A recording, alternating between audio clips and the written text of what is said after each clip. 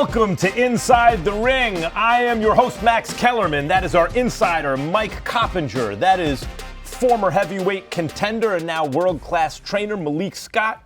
And that is, he's the football guy. No, he's a boxing guy. Yeah. That's Shady. Boxing guy, that's right. Shady McCoy. And it is time, without further ado, for the lead hook. Now, normally, we wait until much later in the show. Much, much later. Later, not the A block, but way down. And we do Cop's Corner, right? We do, Mike Coppinger brings you news. However, today, Mike Coppinger has a cop bomb. Or what do we I don't know, you said I have singles. Is this like, what is this, a double? Or? This is big news, actually. But go ahead, tell the people. Man. All right, so I am hearing from reliable sources that Floyd Mayweather and Manny Pacquiao, yes, more than 10 years later, a rematch is being seriously discussed to take place next year on Netflix. And Netflix, of course, is very much into eventizing these, whatever they put on, whether it's boxing or tennis. And so far, they've done Jake Paul, Mike Tyson. They just did Canelo against Crawford. And obviously, a rematch between Mayweather and Pacquiao, even at this stage, would classify as a big event for Netflix. And I think there's a real possibility this is going to happen. Mayweather is now 46, I believe, and Pacquiao's around the same age. But look, this was the biggest fight in boxing history when it happened, and I think all these years later, a rematch, if it happens, especially after the way Pacquiao looked in July against Barrios, there would be serious interest. Yeah, I mean, when people say the biggest fight in boxing history, if you don't adjust for inflation, et cetera, or tickets sold, et cetera, Joe Louis and Max Schmeling, the rematch, Ali and Frazier, the first fight. These were the biggest fights in boxing history. But Mayweather and Pacquiao was easily the biggest fight of its era, of the generation. And it was the highest grossing fight of all time. By far. Because it had 4.4 million pay-per-view buys at $100 a pop. Do the math, right? It's interesting because Netflix is obviously in the business of, you said eventizing. Yes. Everyone, they want enormous events that become shared experiences. In a way, in this day and age, partly because of delivery systems of content like Netflix, everything is so niche. Everything is so compartmentalized that there's very few shared experiences. It's one of the reasons that the NFL is such a big deal, because the NFL can get tens of millions of people to watch the same thing at the same time. That almost never happens anymore. Except it happened with Crawford and Canelo. That's right. It happened with the exhibition between Jake Paul and Mike Tyson. They're looking for names and events that can capture the imagination of the public and get literally tens of millions of people, really around the world, to experience the same thing at the same time, which almost never happens anymore. It's a big deal. But when you talking about this fight, right? I mean, great names. And is it like a thing of, we're talking about the money it's going to generate? Yeah, it's probably going to generate so much money. But if you're a true boxing fan and you love the sport of boxing and you see that Netflix put it together, Canelo and Bud Crawford, two elite fighters at one of their peaks of their career, and now we talking about this, let's just keep it honest. Let's keep it a buck. When Pacquiao fought Floyd, even was it 2014? What was that? When did they fight for that big fight? 15. 2015. Whatever it was when they fought. And it was so hyped up, and I couldn't wait. And it wasn't what I thought it was going to be. It was past its expiration. Because they should have been fighting. They was both at their peaks, and they're like, okay, Floyd, Pacquiao. They didn't give us that. So now we're going to fast forward it, and we're going to fight again? The result would have been the same. The result would have been the same. I mean, I agree. But you can argue it. I know you're going to say that, You can argue it, though, man. No. I think I would have always favored Mayweather to win the fight. The point is that because it happened after its expiration date, we will never have the actual answer. You and I might agree, Mayweather was too long, too good a boxer, naturally bigger guy and better defense. But we will never actually know the answer to that question because we never got to see it 5 years earlier. Now, Shady makes the point, Malik, that this is not like Crawford-Canelo, and it's not. But it's also not exactly like Jake Paul and Mike Tyson. It's nowhere near that stuff. So what is it? What are we, because Netflix doesn't seem to care if this is more of kind of a carnival or an exhibition, or if it's like the greatest, biggest fight in the world. What they're looking for are eyeballs, right? Where does this fall, Mayweather and Pacquiao, on the most legitimate Crawford-Canelo side of the spectrum, or the kind of sideshow Jake Paul, Mike Tyson side of the spectrum? To piggyback off of what Shady was saying, I actually believe people will feed into it heavy because we're talking about two of the elites of all time. They both are extremely technically sound. They both are known for what they have done in the ring. Obviously, Mayweather got the huge promotion market behind him. So does Pacquiao. I just think it does numbers. And I also would be like a huge fan of it. I think the way how Floyd is looking lately, whether it's in the gym and the way how Pacquiao has been looking in his last fight, I'm really into the fight if they're going to do it again, especially if it's going to be on the best stage in the world, the ring, the Netflix, and the same type of numbers going on. There is something interesting that Pacquiao just got a draw on the fight I thought he won against a world-class fighter at the age of 46. It's insane. And before that, he beats Keith Thurman. That's already 6 years ago after the age of 40, giving Thurman his only loss and knocking him down in the process in a great fight. That's insane. Floyd has not been competing on that level in years. Do you think that changes the way people look at this? Like, we all saw Floyd beat him the first time. And a lot of people like Malik and I all think Floyd would have won even had they fought 5 years prior to that. But now maybe had things tipped in Pacquiao's direction a little bit? Yeah, Max, I think that with Pacquiao coming off of the draw against Barrios, I thought he probably won too, close fight. But I think in some strange way now, this rematch, if it was ever going to take place, now is kind of the perfect time because Mayweather won the first fight, obviously. Yes, Pacquiao had the torn rotator cuff, but Pacquiao now 46, Mayweather now 48. Malik says that, yes, Mayweather has not fought professionally since 2001, 21 or no, 17 actually. I think Conor McGregor. He's had some exhibitions. I think Conor McGregor 21 was the Logan Paul exhibition. But yes, with how Pacquiao's looking now, I think this is kind of the perfect time for this fight if it's going to happen. And I've been very critical of the Jake Paul Gervonta Davis exhibition, Jake Paul Mike Tyson. This one I like because they're both at the same level. I think. Did you like Roy Jones and Mike Tyson together? This is the same. That was fun, actually. Yeah, Roy Jones and Mike Tyson. This is the truth. This is really hurting boxing, though. This is really hurting boxing for real, though. If you really love boxing, right, and you're gonna pay your hard-earned money to see a boxing fight, I think we worrying about the names. Floyd Mayweather, I'm gonna watch it because it's Floyd. Pacquiao, I'm gonna watch it because it's Pacquiao. But when you have an event with Netflix and you got Floyd versus Pacquiao, it's like, come on, okay? Jake Paul and Tank, people gonna watch it just because of whatever it is. Yeah. Jake Paul and Tyson. Like, we are killing the game. Instead of having a real legit fight, everybody want to see like a Bud and Canelo, you coming to watch a boxing match.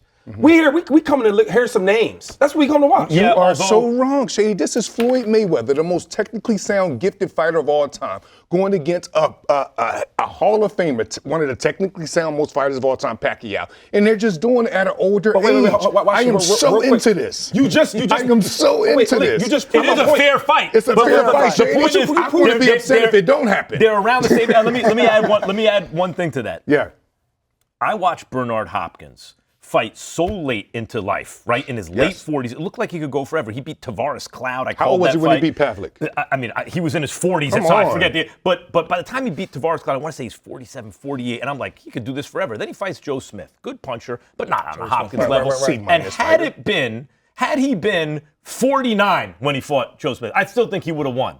He got knocked out of the ring, the way like Rocky Marciano did Joe Louis. He got knocked out of the ring, out, by a guy who really is not on his level, but at this point he was 50 or 51. In other words, there comes a time where no matter how good you are, you just can't do it anymore. So I know they're around the same age, but in fact, Floyd is 48. He's not 46 even, which is super old. Super old. Yeah, ancient. He's 48, and Pacquiao is still competing at a world-class level. It does, pique your interest because you're like, at a certain point, is Floyd just even too old to compete in a boxing ring? But he's proving my point. The first thing you said was, man, we talking about Floyd Mayweather, one of the greats. Yes, true. Yes. Pacquiao, he's one of the, that's true. They are one of the greatest, but they're not great no more. They are. Pacquiao was still competing at a high level and like at these young guys, man. And Floyd would do the same. All I'm going to say is Pacquiao's my favorite boxer. They're not who they was, Shady. We know that. I want to watch an entertaining fight. I can't go and watch a fight on Netflix like Canelo and Crawford, right? And then that's the downgrade, is what you're saying. It's a different thing, though. It's a different kind of thing. And I'm saying we're basically going to watch this fight because of the names. No, what I'm saying, but let's look at the different categories. There is true, just like curiosity, Jake Paul and Mike Tyson, right? That's ridiculous, but it's interesting to people, but it's not the same thing as Crawford and Canelo. We realize that, as good as boxing gets, right? But somewhere in the middle, there are two ancient fighters who are rivals, who fought, once upon a time in a big event, and who appear to be still maybe on the same level as they descend because they're getting older. And that's not the same thing as Jake Paul and Mike Tyson, or even Mike Tyson and Roy Jones. It's something more than that because Pacquiao's been competing recently at a high level. Because of what Pacquiao just did against Barrios, that to me changes everything with this. Yes, that's what I'm That to me tells me, okay, Pacquiao can still compete with the best at welterweight, a very thin division. You could argue that Pacquiao should be a title holder right now. And if Pacquiao can do it, probably Mayweather can do it too. Mayweather did win the first fight. And I think he's probably still fresher. Try this, Shady. Try this, okay? It shouldn't. But if Pacquiao were to beat Floyd in this exhibition or fight or whatever they're going to call it, do you think it shouldn't? But do you think that affects either one of their legacies? No, not at all. No, we talking about grandfathers. We talking about grandfathers fighting each other. That's what we talking about. It's not. Come on, man. Wait. I said, it's the zero line. Little bit. No. I'm not saying it's a transformative thing, but to say it doesn't affect it at all is probably not right, and I'll tell you why. Because if Pacquiao should win, for example, there will be those who say, well, when Mayweather beat him the first time, they were both past their primes. Certainly Pacquiao, who had been destroyed by Marquez, knocked out, was not the world-beating terror. Yeah, and the rotator cuff, but he was a world-beating terror 5 years before that when he was running through not just an old De La Hoya, but also Cotto and Hatton and beating them worse than Floyd was beating them, right? That's when we wanted to see the fight. Happens 5 years later. So people will point to that and say, and then when they were much older than that, but the first fight wasn't like they both was in their prime. Yeah, and neither was it lopsided. It wasn't lopsided. Floyd Mayweather won decisively, but he'll even tell you that was one of his trickiest fights. It was an 8-4. That's the only reason why I think it shouldn't be a second fight, because to me, Floyd handled him so easy. But think about what Max is saying. Pacquiao said otherwise. But what I'm saying is, if Pacquiao wins a rematch, because I agree, it's like with an asterisk, but if he does that, it will affect people's thinking a little bit. Hearns and Sugar Ray Leonard, it's not nearly the same. They were in their 30s, not their 80s or whatever these guys are in now, but Hearns got Leonard in the rematch, even though it was called a draw, and people look at Hearns a little differently vis-a-vis Sugar Ray Leonard than they did before that fight. But that was more competitive, I would say. Floyd hasn't fought in years, correct? Yep. Okay, another thing is, they didn't fight when they were supposed to fight, and everybody said, hey, this fight wasn't what we thought it would be, correct? Right? Okay. Right. And then now you're going to fast forward. You think it's not going to be disappointing? Floyd was Floyd. But Pacquiao wasn't Pacquiao. And these dudes is grandpops. We're talking about two legendary grandpops fighting. They're in their 40s, not their 60s. Bro, Floyd's about to be they're in their late 40s, Mike. Floyd's going to be 50. He's going to be 40. Pacquiao's 46. That's technically mid-40s. That's true. What is Floyd? 48? Floyd's 40. Come on. I'm gonna watch it because Floyd is the pound for pound one of the best of all time. I'm there for that. If it happens, by the way. But we talking about names. If a couple years ago when they fought, it was a disappointment. Why you think now that these guys are grandpops and all about to turn 50 in 2 years, it's not gonna be the same? Because they're slower down. Yeah, so they have to take more chances, hypothetically. What are we talking about? Yes, bro. Floyd can't move how he used to move. Come on, so man. that's a benefit for Pacquiao. Pacquiao can probably catch up to him. Get y'all money, Netflix. All right, get y'all money though. But we can't. You can't go here and promote freaking Bud Crawford and Canelo. Because you look at and everybody watch. Oh my God! And now we talking about two grandpops. About to go on there and wrestle around for 6 rounds. Why not? Why not? You can't distinguish for yourself. Obviously, you can. That Crawford and Canelo is one thing, and this is something else. You can't why is it? It's obviously not confusing to you. So why are you afraid it's confusing to the general public? My thing is this. No, he's afraid the general public. That's a legitimate point. What you're saying is this kind of event confuses the general public and makes them misunderstand what boxing's about and who's actually good. Thank you. And the current state of the game, because it muddies the waters for the casual. That's an argument. I disagree. I'm gonna want the people to watch like David Benavidez fighting somebody's elite, right? I want to see that. You think they'll be turned off? No, they know the difference, Shady. They know the difference, bro. He's saying the casuals don't. The casuals don't. They hear the names. No credit, huh, bro? How the hell is this a thing where when Netflix, they promoting Jake Paul to fight these guys, they blew this whole thing with Mike Tyson. Like, it was like a real right, thing. let me make and the then counter. they fight, and it's like, oh, well, you knew this was about to happen. Right, but Shady, let me make the the counter. sales still was good. Yeah. Let me make the counter. You're arguing. I think that's a good argument, actually. Yeah, he's that standing up for boxing. you don't want to turn people off to boxing or give them the wrong idea about the sport with this kind of fight. But what about the argument that should it turn out to be, and Malik makes a good point, sometimes when guys get older, the defense isn't the same, the reflexes, it's a little more action. Let's say it turns out to be an entertaining night. Isn't there the argument that that can turn on casuals? There are so many hundreds of casuals for every one real boxing fan, right? Don't you want to reach out to that audience to grow the boxing audience? Or is your argument that this will only turn those people off? Isn't there a chance it can pull them in? I'm just scared that I don't want to, the next time we have a Netflix big fight, right, that people won't tune into it. Because now, right, you're selling me on this pitch of this great fight because of the names, and then I watch it, I wasted my money. I'm getting my tickets for free. Shady, they wouldn't And I'm do looking it. at the people that's Shady, not getting their they tickets for would free. not It's do it if it Netflix, was it ain't any pay-per-view. names. You know what I mean? No, It's not pay-per-view. I'm talking about going to the fight, Max. I'm talking about going He's to the talking fight. about the whole thing, When getting I up for it, spending money to go you about to to it, spend everything. $30,000 for these seats, and I'm being there free, and I good or Them the bad, I'm only chilling. two And watch, names that Shady's could gonna do be that, hammering Shady. people to get free tickets. It's not, look, all I'm saying is Yeah, that it's gonna be I calling love boxing, though. And I want to go see really good fights. Listen, so y'all didn't, listen, hear me out, and I'm done with it. This is real quick. From seeing a good fight. Y'all didn't want to fight at the peak of your careers when y'all both was the man. Okay, cool. Then y'all wait 5 years to fight them. Okay, cool. We'll watch that. Now okay? y'all want us to- That was disappointing. Now you telling me you want us to watch you fight when y'all both old as shit?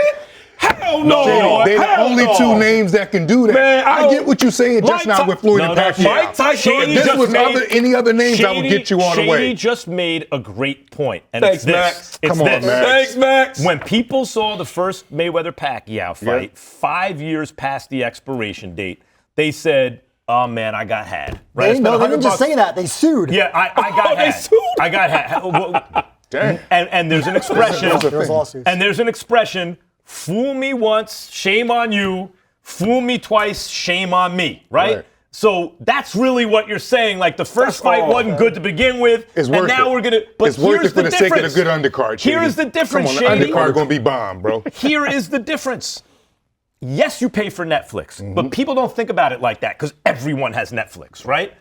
So if it's not on a pay-per-view thing where you're shelling out extra money, where you have it already, it's like in the old days when it was on the networks. How does it really hurt anybody? You're paying for the service already, and now it's you get this there. content. It's there. You're not paying extra for it. See, and I'm talking about the get up. You've been in boxing and you've been in the boxing business for years, right? I haven't. I've just been a fan of boxing. And everybody's not getting free tickets to go to the fight. Everybody's not going to be commentating the fight, Max, like you are.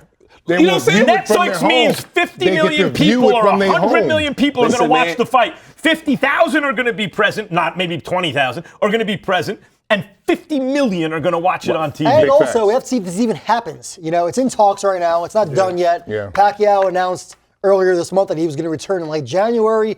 We heard he was looking at a title fight, maybe Rolly Romero. Since then, WBA has ordered Rolly to fight Giasov. So let's see what happens. We don't know if this is going to happen in January, if it happens at all. But I do know that it's real, it's in talks, and where there's smoke, there's fire. Yeah, Shady, you're saying, I know what you mean. When you look at Floyd Mayweather, Manny Pacquiao rematch, there it is on the screen. You say it's not even really a rematch because that's not Floyd anymore, and that's not Pacquiao anymore. Well, that I get wasn't it. Hearns But when they it can was, sell- and that wasn't Sugar Ray Leonard No, when but it was a better approximation still of was them boxing. in their 30s than these guys in their almost 50s. I'll at pay this money to point. see. Boxing rite of passage for guys to fight well past their primes. Then. Are you used to watch boxing? Or not boxing, wrestling? You Yeah. ever like wrestling? Who's like one of your greatest wrestlers you love? When I was a kid, eh. Jimmy Superfly Snuka, come on. So give me somebody else. I don't know who. Jimmy Superfly Snuka, are you Ultimate kidding? Warrior. Ultimate Warrior. My mother got dinner on the table like, Ma, hang on. Jimmy Superfly Snuka's about to come Ric off the top Flair. rope. Ric Flair. We said Ric Don Flair. Rocco. Hold on. We said I Ric knew when I said Flair and Ric Flair. another guy. Ultimate Warrior. Let them fight. Bring them back. I'm going to pay for Netflix. By the way, you're going to give him an idea. Don't give it away you're for right, free. you're right. I'll set up a You're meeting. right. Coming up, our breakdown of Fabio Wardley. We thought this was going to lead the show until about that? Mike dropped this bomb. That win over Joseph Parker. You heard me right. In case you didn't know, Fabio Wardley stopped Joseph Parker. We're going to get into that stoppage. Plus, we got Bam Rodriguez. Damn. Big Bam. Let's Stick go. around inside the ring. Was that quick or not? Anthony yard. He fears no man. He wants David Benavidez, and there's not a lot of fighters in the world that do. Body shot from yard. Shot to the head. Down he goes. Solid shot. Right hand. Anthony New York. One of the biggest punchers in boxing. Whoa. But back hook knees, and that left hook might have Boa Junkie trouble. And another one. Virgil Ortiz Jr. The future has arrived. Welcome back to Inside the Ring. Max Kellerman, Mike Coppinger, Shady McCoy, Malik Scott, and we had a big fight on Saturday night. You know, I mean, like that was one of the best versions of what that could have been. That was that was kind of, I gotta say it, guys, that was a classic heavyweight scrap. Yes, and I was wrong. I picked Joe Parker by knockout in the first 6 rounds. We was wrong. Yeah, I was the only one that said that Parker was going to win by decision, so I guess I'll take a little. And to Fabio's credit, he showed me a lot more than I thought he had technically wise. Right. The speed was a huge problem. The punch selection going up the middle with the guard when Parker was there for the uppercut was incredible. The feints. The way he looked when he got in trouble, the way he looked off shots. Yes, he was He rolling. rolled with shots. that was impressive. So Fabio Wardley defeated Joseph Parker. But guys, the stoppage, I gotta say, Parker was up on the fight. There were 3 scorecards, obviously. One of them had it 8-2 at the time of the stoppage in the 11th round. One of them had it 6-4, and one of them had it even, which I think tells you about what the fight was. I thought Parker was up around 6 rounds to 4 as a good scorecard at the time of the stoppage. Guys, I have a real problem with this stoppage. Before we get to it, though, I just want to say, Fabio Wardley deserves enormous credit. To start boxing like yesterday and to pull off a win against a guy as good as Joseph Parker in a fight like that is amazing. There are very few parallels in boxing history to what he just did. But I gotta say, that stoppage I thought was a bad stoppage. It was premature. I disagree.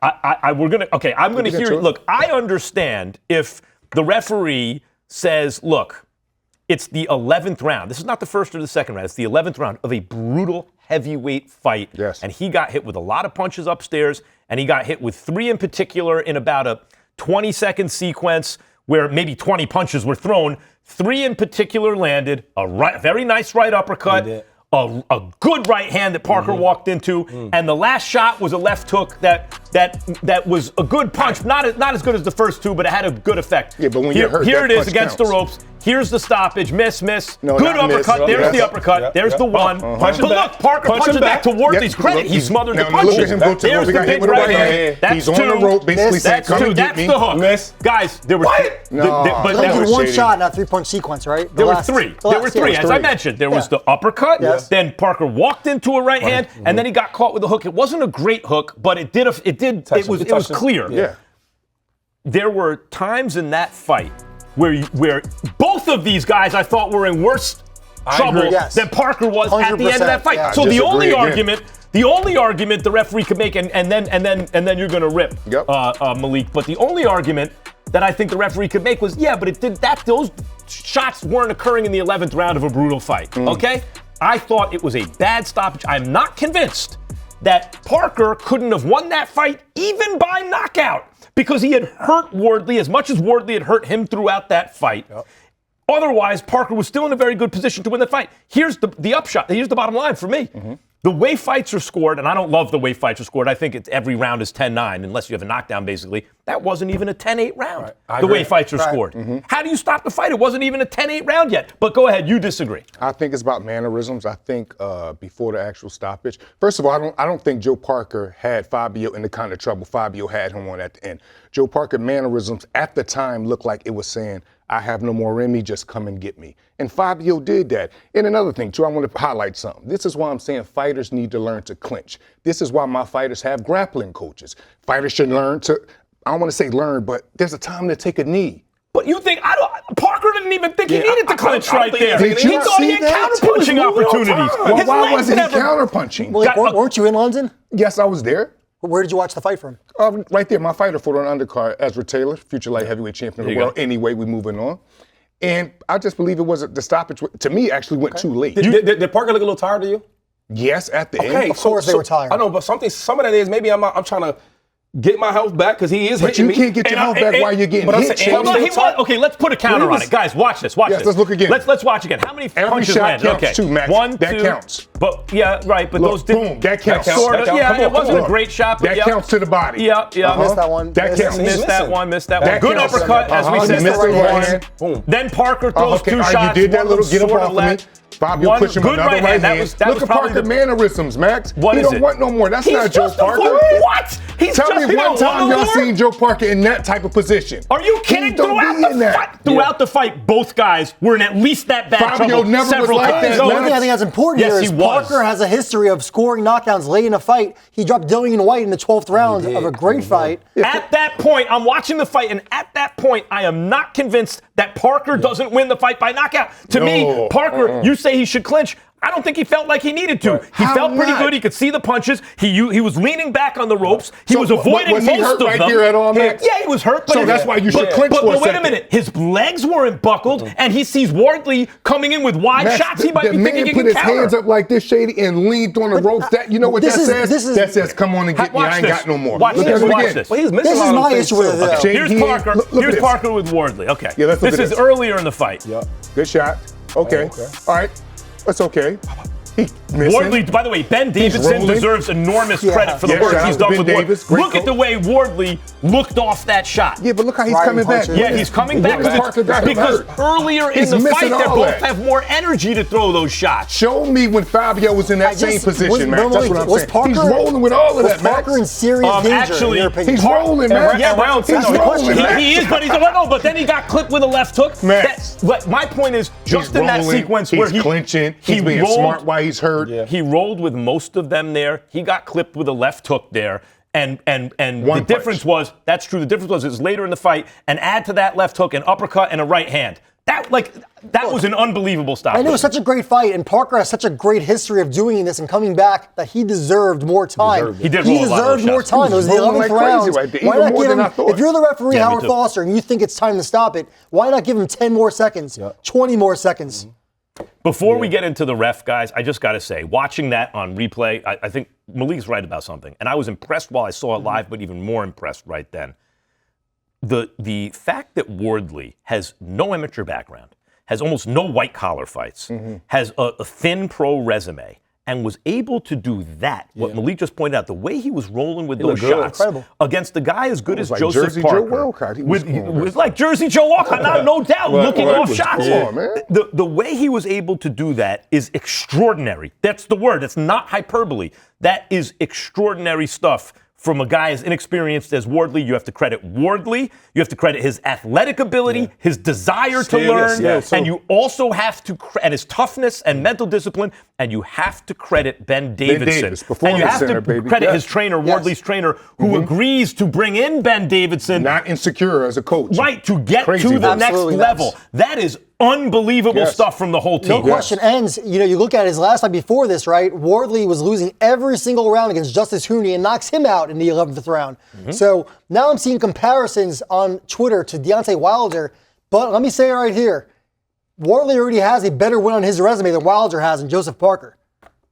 Wilder does not have one win on his resume as good as Joseph Well, he got Parker. the draw against Tyson Fury, so technically you're right. Win. Yeah, what's Luis Ortiz was the boogeyman. King Kong Ortiz, yeah, correct. yeah. I stand Come on, corrected. come on, Mike, get on Luis Ortiz. That was a very good win. That was a good win. That was a good win. I was thinking that Luis Parker- Ortiz and Yeah, Lee I was Shady. thinking that. Yeah, That was a because good one.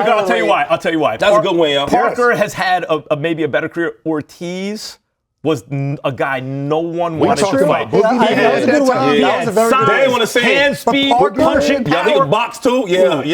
I'm going Parker. And he was beating Wilder the whole fight.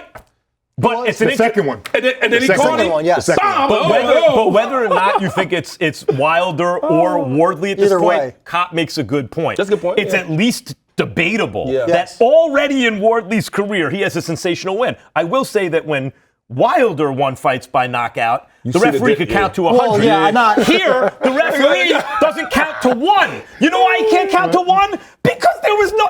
And certainly, I'm not comparing him to Wilder. I'm just That was talking not a about how stoppage, though. people I would wanna say get on this ref. guys that would be down on the cards and you can't count them out. That's one of the worst stoppers in a Wardley- long time, though. I want to God, get y'all on going this too ref, hard on that, guys. Shady. He was getting hit, man. And that wasn't even the first time. The round before that, Parker was getting hit like that. Can we get on the ref a little bit? Because we have a needs referee to, here. Max. We have a referee here with a history. Yep. Yeah. Right? Yes. Yeah, he does this a lot. And again, in boxing, I'm a big believer of the fighters need every opportunity, especially on the highest stakes, to show that they can continue. I know, brain injuries are a real thing. It's a dangerous sport, but we know how dangerous it is. Parker needed some more time there. It wasn't like he was knocked down, he was out on his feet.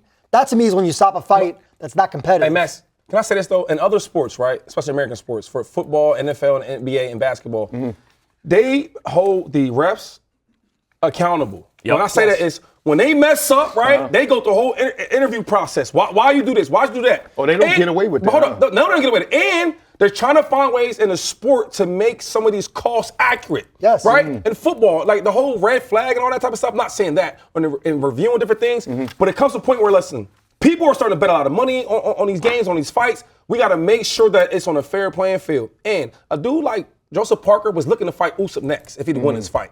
He deserves the time, 5 seconds, 10 seconds. So what I'm saying is they need to hold these same referees accountable like they do in the NBA. Well, let's do it. NFL. Howard Foster is a ref who has been accused by fans of favoring British fighters, house fighters, meaning the promoters, A side. He has a history And of we've this. seen it in Carl Frosch and George Groves.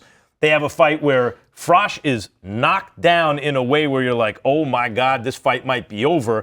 Gets up, and when Groves is not in nearly the same trouble, is stopped. Great point. Right? So we have seen it before.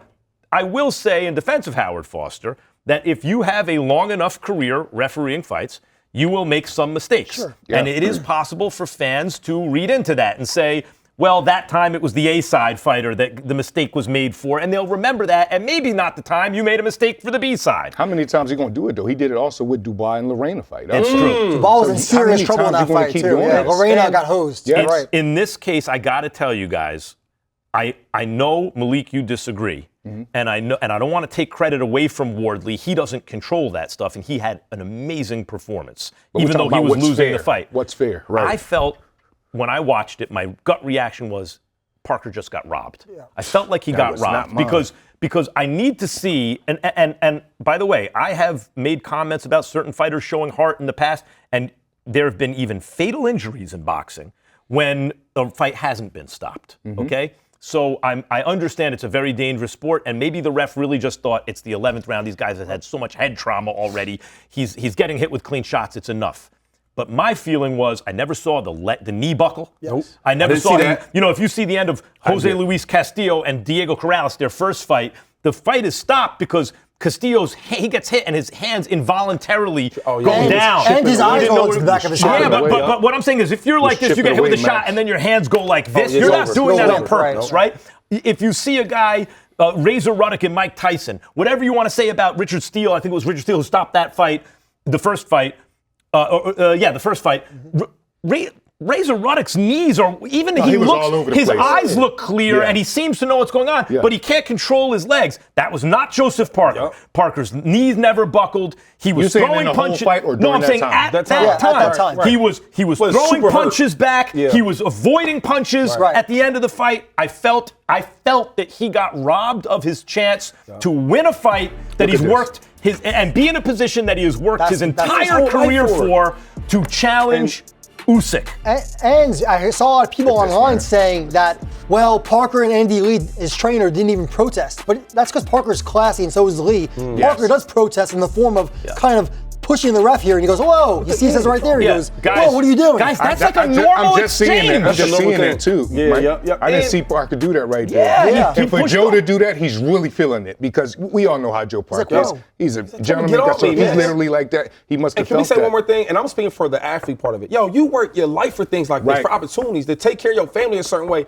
And this is something I've been doing since I've been a kid. I put my soul into the sport. Right. And you gonna take it away from me because you think I might be hurt? Yeah, I thought it was That's some, deserving. that is some bull crap. Good job, ref. Yeah, he got to Good job. explain. The ref got to explain Malik himself. likes it, and job. by the way, again, it's dangerous. You interested in the rematch, That looked Mike? like Absolutely, Malik. I asked Max that. He said, I want to do a race if I'm worthy. Let me I wanna do it. let me tell you why I don't like. Everybody- Let me tell you why I don't like a rematch.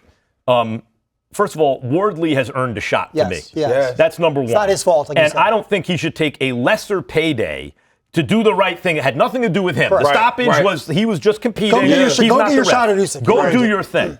And also for Parker, that's a dangerous fight to take. We've already seen it. We know it'll be a great fight, probably again the second time. If Parker can move on and somehow also position himself for a title shot or another big money fight, I think that's a good thing. It just took him so long to get to this point, Max. It makes me say, like, since he lost now, like, how are they going to do? Like, that's the thing about I mean? that's it's the a thing. sad thing. To me, so many people were sad. So many people wanted Joe to win because we all know he's the deserving one. Right. So for us to see that, we was like, oh. Listen, that's a good Shout point out to too. Fabio. I mean, Richard Steele came under fire, and I thought he did the wrong thing at the time when he stopped Chavez and Taylor won. But a lot of that in retrospect, because there was 2 seconds left in the fight, and Taylor nodded when he talked to him. But a lot of it in retrospect is people feel the injustice, not in the sense that that someone's getting jobbed, but you came so close. So close, yeah. Taylor really was in very bad shape, and it was legitimate to stop the fight had you not known that there were 2 seconds left at that moment. But people felt so bad for him that if the circumstances were even just a little different, he wins, that you start to get mad at the ref. Yes. So I do think, Malik, there's some of that here where, man, Joseph Parker, but he could win the fight still. Yeah. But in addition to that, Malik, that is not a point at which you see a fight stopped. You don't see fight stopped where you say, that's a good stoppage when a guy's in that condition. And Max, what I hate here is that was an incredible fight. Like you said, it's not hyperbole to say that was an instant classic. Yeah. And I just hate that, once again, we're talking about something the referee did or the judges did rather than how great the fight was. Right. Because that fight had everything. 2 top 10 heavyweights, real top 10, power, both guys hurt at certain points, ebbs and flows, momentum shifts. It had everything, and I want to see more of Wardley. I want to see more of Parker. And I don't want to take anything away from Wardley. That was a tremendous performance. And like you said, Max, really extraordinary when you consider that Wardley only had 5 white-collar fights. No amateur fights, almost no even white-collar fights. And then he just did that to Parker. Real quick before we get out of here, guys, because we need to talk to Bam Rodriguez, right? One of the best pound-for-pound fighters in boxing coming up. Moses Atama is a guy we've been talking about a lot. Well, and Wardley, I said he's a poor man's Atama, and you said a homeless man's Atama or a poverty-stricken man's Atama. We sure about that? I got to take it back, I think. Who wins if they fight today? Moses Atama or Wardley? Wardley. Atama. I think Atama too, but one of us says Wardley, and let's admit, you have to stop and think for a second. Yes, you do. He long too, though. He showed me something, though. He showed me a lot. Atama ain't got no wins like this on his resume. Right. He got Usyk and one thing is, I always say, like, you can look good, but who you looking good against? Do you give Wardley a shot against Usyk? A much better shot than I would have before. I watched him spar. That kid been taking chances and betting on himself for a quite long time. He was all the way in Ukraine boxing Usyk when he had no fights, and I watched him do more than hold his own. Malik, I watched him challenge does that matter, Usyk. though? Does that matter? Like, looking good obviously matters, but looking good, who you doing it against? He was doing it against Usyk. No, that's what I'm saying. I'm talking about Wardley. That's why I said I gave him a chance, because Joseph Parker's he ain't no sloppy. He's legit. Yes. Yo, and he's staying there. Here's what I can't. Dude, that matters. What we saying, Shady? Is we saying Wardley get ready to beat Usyk? No, he was asking me about Atama, right? Okay. All right, guys, all I'm saying is with Wardley, really what I look at him is a case of what if. What if this kid had been fighting since he was little? Wow. What if Wardley might have been a dominant heavyweight champion? Because he has this stuff just like that. Match me is from Philadelphia. More Inside the Ring. Bam Rodriguez coming right up. Bring that brother to the States. Yes.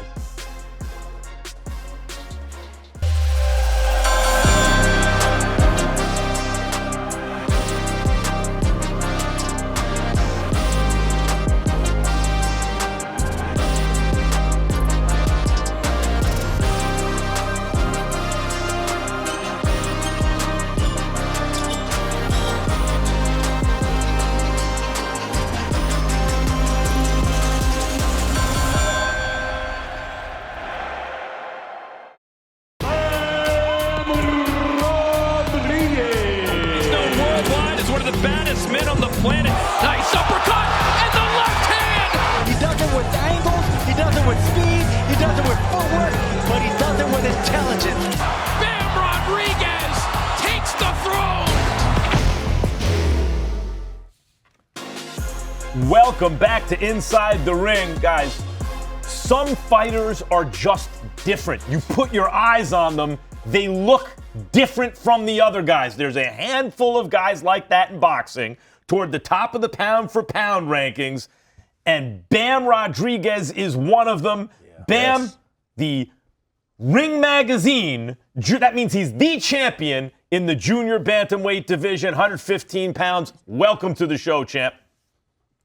Thanks, guys. Thanks for having me. Yes. So you heard me say, pound for pound, the different kind of guys, and you're one of them. But the top three guys are generally seen as Bud Crawford, and then either Usyk and the Monster, or vice versa, something like that. Those three guys. And then people mention Bivol, and they mention you. And I think there's really a pretty broad consensus in boxing about that. What do you think you have to do to prove that you belong in that uppermost echelon with Bud and Usyk and the Monster, or do you think you've done that already? Honestly, no. Humbly enough, I'm able to say I feel like I'm placed correctly on the pound for pound list, but come November 22nd, if I'm able to go out there and perform how I have been against a fighter like Martinez, that's definitely going to put me up there with the Usyks, Crawfords, and the Monster. Ben, what's up, champ? What I'm interested the most in is you come across ahead of your time. You're 25 years old, but your style remind me of Salvador Sanchez with your punch selection. Your pressure remind me of Julio Cesar Chavez. Your angles remind me of the great Ricardo Lopez. Coming up, it sounds funny saying that coming up and you're only 25 years old, but who do you study in any of those names that I just named? Are any of them on your list of like film study? And if not, who are the ones that you study?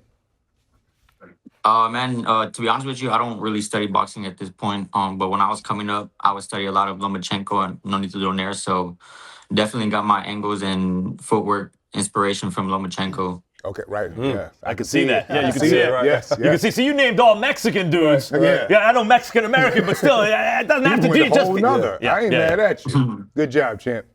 Yeah, and Bam, look, you're going to be back on November 22nd, and that is an incredible card. We have you against Fernando Martinez, which I think could be your toughest test yet. And we have Abdul Mason versus Sam Noakes. And then, of course, David Benavidez, Anthony Yarde, Devin Haney, Brian Norman. When you're fighting on a card like that, and obviously you haven't yet, do you think it's going to make you fight even harder, trying to steal the show? Or what does it mean to you? I mean, honestly, I said it in previous interviews. My last fight, I was the main event in my home state of Texas, and I wasn't nowhere near as excited as I am for this card. So I think that just goes to show how big this card has been, how big the card is gonna be. So just to be a part of something like this, it's a blessing. Thank you to the whole team for getting this opportunity, and if anything, it's just gonna make me fight harder to go out there and perform, like you said, steal the show. Hey, Bam, I want to ask you a quick question, man. When I watch you fight with aggression, you fight with attitude, but you fight like you have a chip on your shoulder. Does some of that come or play a part of a while ago you were on some undercards for Top Rank, and they seen you, and also with PBC, and they seen you, and they didn't sign you, right? Does some of that play a factor in the way you come off and the way you fight? Honestly, no, it doesn't. That's just my style. That's what Robert, the kind of fighter he turned me into. He turned me, originally before, like as an amateur, I was just a come forward fighter. So, I've always had that style even as an amateur, but Robert Garcia was able to, put some things here and there, and that's just maybe the better fighter I am today. Yeah, I mean, some guys are, like when you say, and Robert Garcia is a great trainer, and his resume speaks for itself, obviously, and the culture he's created in his gym is awesome. Mm-hmm. But, some guys they fight like they have a train to catch, right? And you're one of those guys, and that's usually just natural temperament. That's one of the reasons the fans are captivated when you're on TV, when they buy a ticket to see you fight, is because they know you fight with urgency. That's just got to be your temperament, right? No one can train that into you. Yeah, I mean, that's, like you said, that's just my style at this point. I would just like to go out there and give the fans a great fight, give them their money's worth, and just go out there and get the job done. Like they say, you don't get paid for overtime, so I try to get them out as soon as I can. If you beat Martinez next month, are you done at junior bantamweight? And if you are, is that just because you did everything you need to do there and now it's time to look up? Or do you feel like your body is growing and you could move up? What's the story? Honestly, I would like to go undisputed at 115. Say I do get past Martinez, there's only one belt left, and that's as close as I've ever been in my career to being undisputed. So I would love to go out there and get that last belt. Yeah, and Bam, you've already beat some great fighters, especially Juan Francisco Estrada, first ballot Hall of Famer in my mind. But you look at the two big names out there, right, outside of yourself in the smaller weight classes. You have both from Japan, Junso Nakatani, and of course Naoya Inoue. And now you have Nakatani going to 122 for his next fight. So they're getting a little bit farther away from you. Do we see you fight either of those two guys, you think, before it's all said and done? Yeah, I believe so. My next fight was supposed to be Nakatani. Things were already in the works. So, that just goes to show that I'm willing to fight whoever, whenever. But obviously things didn't go that way. So here I am fighting Martinez. But those two fights are definitely two fights that I do want to get in my career. Right. I know there were talks, and I know that you were willing to go to 118. But now that they're both at 122, and maybe we even see Inoue go to 126 next year, there's been talk of that. What weight do you think these fights are going to take place at? Honestly, I'm not too sure. Never, thought about that. I always imagined me and Inoue at 122 or Nakatani at 118. But like you said, Nakatani, he moved up. So it's really hard to say. But, there's a lot of time. I'm still young and got a lot to go. So there's no rush. Yeah, I mean, who knows if Inoue beats Nakatani. If they fight, that's a great fight. Yeah. But there is something about, and I ask fighters, and you and I haven't had a chance to talk before one of your fights, Bam, but I usually ask fighters in your position, when the dust settles, real recognize real, game recognize game, when the dust settles, who do you think is going to be standing? And everyone in boxing, respect to Nakatani and some others, but they see you and they see the monster. And it just looks different. Yes. You two look like different kinds of animals than everybody else. And that's really what super fights and eras are about. The dust settles, two guys are left standing. When you survey the landscape, is the monster that guy for you? Yeah, exactly. I mean, people have been mentioning that fight even before I became who I am today. So I know when that fight does happen, it's going to be huge for the sport of boxing. Yeah, I mean, I think we're all in agreement there. What is your like when you look at your opponent Martinez? Like you say, I'm quite sure since you don't look at boxing that much, you don't do your film study for your opponents. Does your team do the film study, and what do they come up? What have they thought about your opponent? Yeah, I mean, I've seen past fights live, but I haven't gone back and watched film. But I just know he's a fighter that likes to come forward nonstop, throwing. But, I'm expecting a very tough fight from Martinez, and I know this is going to be a great fight for the fans. But, me and my team have put a plan together, and we're going to go out there November 22nd and execute it. Looking forward to it. Meantime, I think about when I mentioned pound for pound earlier, no one other than Chocolatito this small has ever been the pound for pound champ. And you could argue whether Chocolatito was or wasn't, but he was called that by Ring Magazine and by many, many fans. Is that something that's important to you to one day be seen as, to see your name at the top of those lists? Yeah, for sure. Just to see what Crawford has done, what put him at the number one pound for pound list, in my opinion. I want to go out there and do the same thing. And like you said, Chocolatito was probably the only small fighter to be pound for pound king, so I want to follow those footsteps and do it myself. And you're obviously, you display a lot of humility. Like you come across as a very humble guy. Even when we talk about a fight you have next month, you say, should I get past Martinez, right? Some fighters are very comfortable beating their chest, and in fact, it plays well commercially for some of them, right? How do you feel about being in the position that you're in, and how does that work with your basic, at least outwardly humble attitude? Are you comfortable, uncomfortable? How do you feel about it all? I mean, to be honest, the place I'm in, the position I'm in my career, it's a blessing. It's what I've always dreamed of as a kid, to be where I'm at today. So, I'm just taking it all in, soaking it all in, appreciating the moment, appreciating everything that's been given to me. But I just remain humble, do what I got to do, and go back home to, my normal life. Well, you are. Go ahead. I'm about to say real quick. I know you're humble, but you're a badass. And if you need somebody to hype you up, call me, dog. I got you. Look, free of charge, though. Free of charge. So you want him as a hype man? Come on, it's okay. now.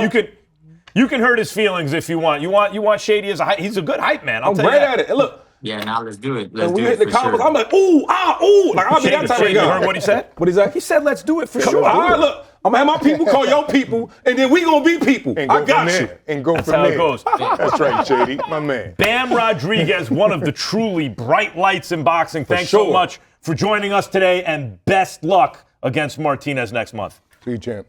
Sure, thank you guys. Good luck, champ. Thank you. Thanks, guys. I mean, that is you said it, that is a stacked card. I'm not trying to sell anyone anything. Yeah. That is a stacked crazy card. Crazy boxing fans can't miss that. I can't think of a card top to bottom that I've looked forward to more than that one in a long time. And Bam Rodriguez, you brought it up. If you look at the entire card, who's most likely to steal the show?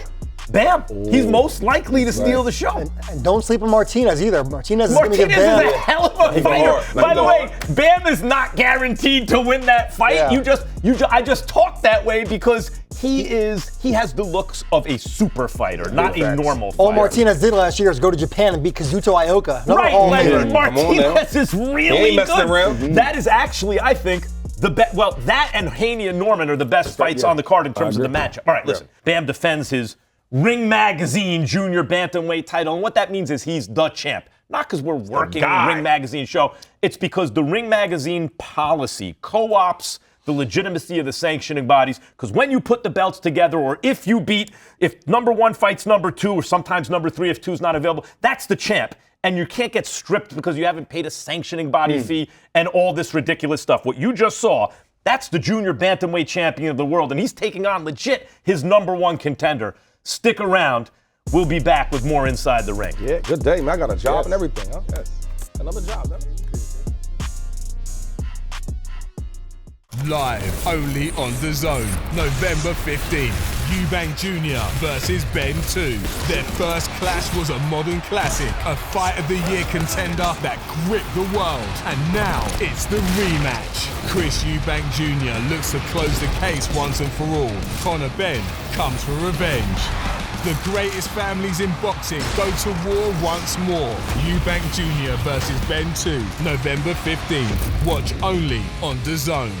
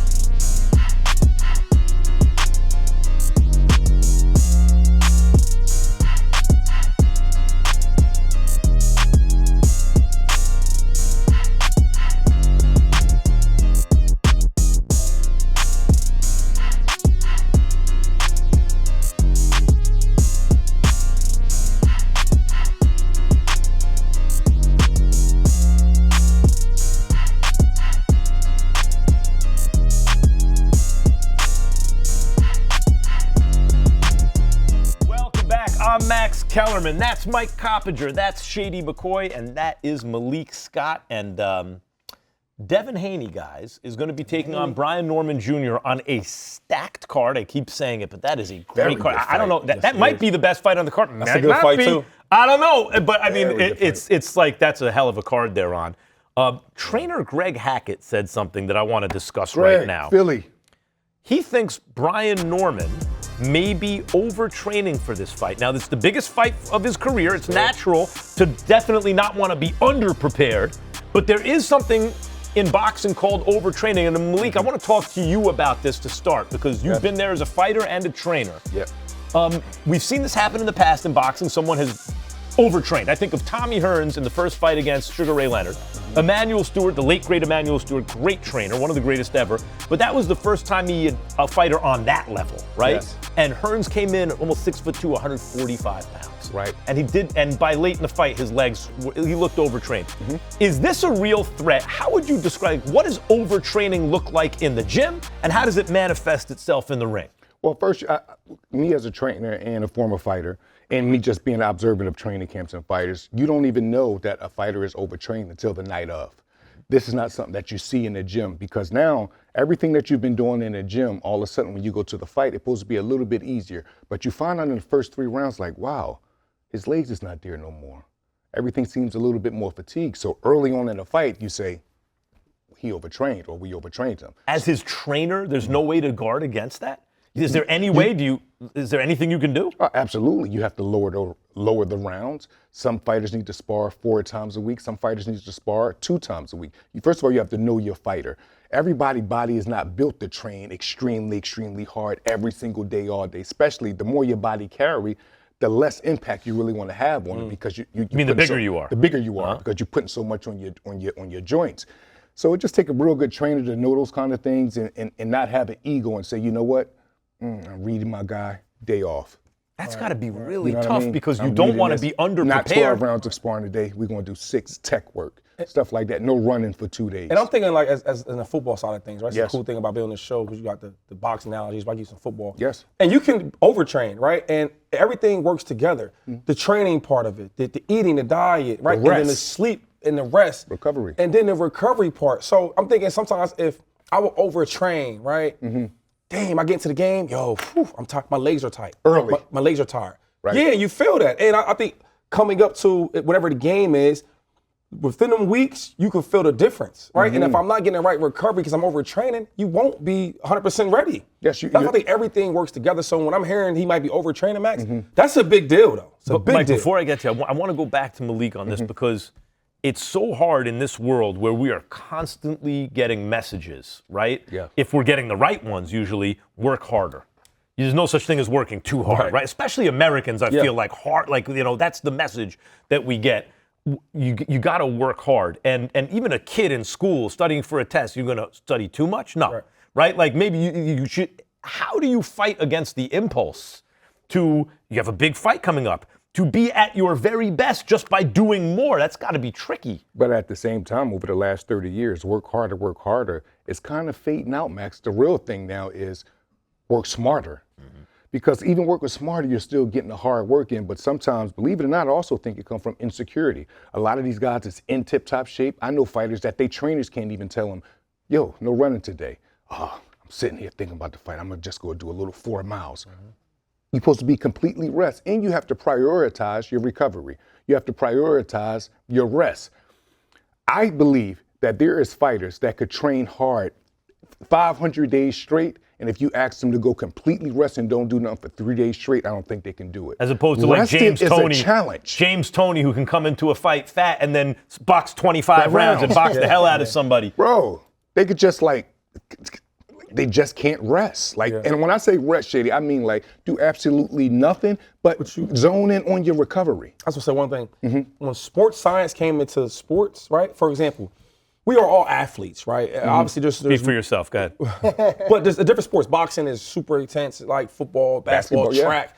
And when we start getting to the Olympics, and we would get these Olympic trainers, they would talk about the sports science. I'm thinking like, man, y'all about to tell me how to be in shape? I've been doing this my whole life. But when they really break it down, they monitor everything you're doing, right? And then they put it on the graph and they see, okay, damn, he's working so much more than he used to do, right? Let's bring him down a notch. So when you say taking a rest, that is really for recovery purposes. That's why they pay all these people to track how much you're doing and the workloads, and he needs more sleep or he needs more recovery. You know what I mean? Because all that stuff really matters when you're an athlete. I mean, sleep is everything, right? Sleep is everything. Sleep is everything. Yeah, I mean, I remember as a kid. It's a challenge. I remember as a kid reading about Muhammad Ali saying he got up at 4 a.m. to go running because he knew Joe Frazier was getting up at 5. That's it. See, so he wanted to beat him to it. So goes. that's what I mean, man. That, Mike, is tricky when the messages you receive are, be hungrier than the other guy. Work, don't let anyone outwork you. And you have a test coming up that's going to be in front of the world. You're going to be stripped basically naked. You don't have any teammates. And now you're going to get tested. The impulse to do everything you can to be as good as you can, well, that must be tough. It's just a big day. And I will say, Max, when I think of overtrained as a narrative in boxing, I always think of fighters sparring too many rounds during training camp. And I think that's the biggest thing, and I defer to Malik here as a trainer, but that's the biggest thing I think we've seen change over the last 20, 25 years is fighters are not sparring, 200 plus rounds anymore. Maybe they're sparring 100 rounds or a little less. depending on who the fighter is. But that's when you really leave it in the gym, right? Yes, and you just have to like train smarter and prioritize. I'll give you an example real quick, guys. Just as hard as a fighter, your opponent is training every day hard and running the miles and hitting the bags and doing extra rounds sparring. Yeah, he's doing something harder and more strenuous on his body. But it's a such thing as working hard but doing the right thing that may not be as strenuous. What do I mean by that? Resting, zoning in on recovery. Because if you're running 400 miles a day, hypothetically, but I'm doing a quality 40 miles a week, but I'm also getting good rest. I'm saving my legs, I'm saving my shoulder, everything. Your recovery is the thing. You have a hyperbaric chamber. All of that. And these things have to be prioritized, Mike. Like, you know what I'm saying? It can't be like, oh, I can't sleep. It's part of the preparation. It's a part of the preparation. Yeah, you know who yes. when I think about that, what I think of, you'll like this because, or maybe you won't, because everything with you is Philly, right? That's right. That Philly That's right, fighters, Shady. it used to be they left it in the gym. Remember that? Like, Yes. Philly fighters would have these gym wars, but then they wouldn't have very long careers because you'd be like, they left it in the gym, right? I think Bernard Hopkins really was the model that changed that. Amazing. He was amazing. Because Hopkins paid attention to everything, but as you say, part of the preparation is knowing when to rest, calibrating it all, and year round like that. Absolutely. And he was the guy who fought till he was 50 because he did everything the right way. And before that, Philly fighters were like, "Come on, man, He doesn't even need desserts. And if you know him, he takes care of his body like rest tremendous. don't even mean like literally going to sleep. Right. You have to sacrifice for your rest. There's no nightlife. There's no hanging out with your friends you used to hang out with. There's no going all of these certain places trying to do 5, 10, 20 different things. Just rest, relax, do the minimum, and let your body recover. And real quick, and the best thing about the recovery part of it is who can recover the fastest, right? We all are training super hard, but the recovery part is, okay, when we both are fatigued, who gets that energy back faster? You know what I'm saying? You mentioned Salvador Sanchez earlier in the show. That matters. I don't know if I've ever said this on the show. You can stop me if I have. Salvador Sanchez, I remember hearing when I was a kid, could get his heartbeat down to normal, no matter what it was, in amazing. 47 seconds. Now, the rest between rounds is 60 seconds. Right. So every round, this dude is coming out, right? Come on, That's man. why the activity was He went in the battle, though. You mentioned Sanchez. You mentioned Sanchez today. Come on, think about that, though. That's a great point. Yes. I mean, it's part of the whole thing. Do you think that Brian Norman could be overtrained or there's that danger for him here because this is the biggest name he's fought on the biggest stage, maybe presenting the biggest challenge? We'll see. Is there a danger in him actually overtraining? I don't think so. I don't even know where Greg heard that from, but I'm sure he got it from a quality source probably. But I also believe that Brian Norman and his father is in this good position for a reason. It's not just because Brian is a good fighter and he could punch hard. I think they're very strategic. I think they make good decisions. I think, and saying that, I'm not saying just in the ring. I think everything is strategically planned with them. The fights to take, the time to rest, who to bring into camp. But Bill Haney and Devin Haney have been here before. Yeah. They've been on the big stage more than once. Yeah. And as I said, Emmanuel Stewart, who was my colleague at HBO, I mean, the greatest part about this job, by the way, if you will, about working in the industry is when you get to sit at live events and sitting next to you is Roy Jones or Emmanuel Stewart or Andre Ward or some like boxing genius. I say boxing genius. That's when and you get to just absorb it all for them. So I worked with Emmanuel Stewart for years. It was a privilege. And he is one of the greatest trainers ever. Look at the work he did with Lennox Lewis and Vladimir Klitschko at heavyweight when they needed something to put them over the top.